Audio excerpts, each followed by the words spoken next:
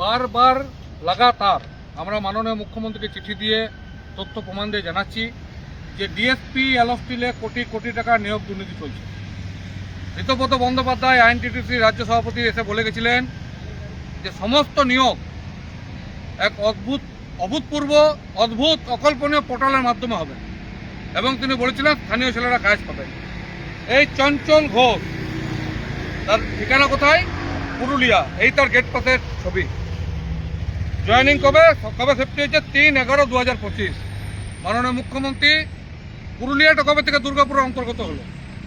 আজ আমাদের বাপ দাদু জমি ছেড়েছে, দুর্গাপুরের শহর তৈরি হয়েছে আমাদের বাপ দাদুর অবদানে, কিন্তু আমাদের ঘরে চাকরি নাই, বাকরি নাই, কিচ্ছু নাই।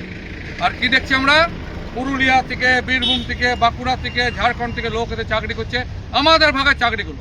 হ্যাঁ, এইসব প্রতিবাদ করলে একটু পরেই দেখবো ভৌ ভৌ ভৌ ভৌ ভৌ ভৌ করতে করতে কেউ কেউ চলে এসছে কি না ভাগটা কমে যাচ্ছে। এই নিয়োগের মাধ্যমে বারবার প্রমাণিত হচ্ছে দুর্গাপুরের কোর কমিটির শ্রমিক নেতারা কোটি কোটি টাকা নিয়োগ দুর্নীতি করছে। না হলে পুরুলিয়া থেকে ছেলেরা চাকরি পায় কি করে?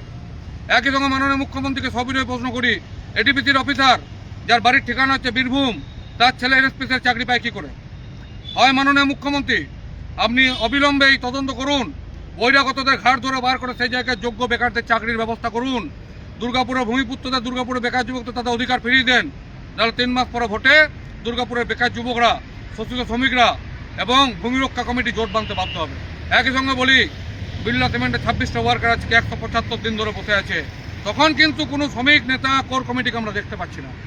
এই পুরুলিয়া নিয়োগের মাধ্যমে, পুরুলিয়ার ছেলে নিয়োগের মাধ্যমে কত কোটি টাকা লেনদেন হয়েছে। এরকম ডিএসপির মধ্যে খুললে, আলোচনার মধ্যে খুললে হাজার হাজার ছেলে আছে, কীভাবে নিয়োগ হচ্ছে? এই প্রশ্ন আমরা ততদিন করে যাবো যতদিন না স্থানীয় ছেলেরা চাকরি পাচ্ছে, যতদিন না ভূমি রক্ষা, ভূমিপুত্ররা নিজেদের অধিকার পাচ্ছে। এই ভূমি রক্ষা করার দায়টা আমাদের। এই মাটিটা আমাদের বাপদাদুর মাটি। আমরা প্রশ্ন করে যাব কী করে বহিরাগততা নিয়োগ হচ্ছে, কী করে শ্রমিক নেতারা কোটি কোটি টাকার মালিক হচ্ছে। কারণ আমাদের বুকের উপর দিয়ে এরা চাকরি করতে যাবে, আমরা ফ্যাল করে দেখবো, সেটা হতে পারে না। এই অন্যায়ের আমরা প্রতিবাদ করবো। মাধ্যমিক শহর দুর্গাপুর জিন্দাবাদ, ভূমি রক্ষা কমিটি জিন্দাবাদ।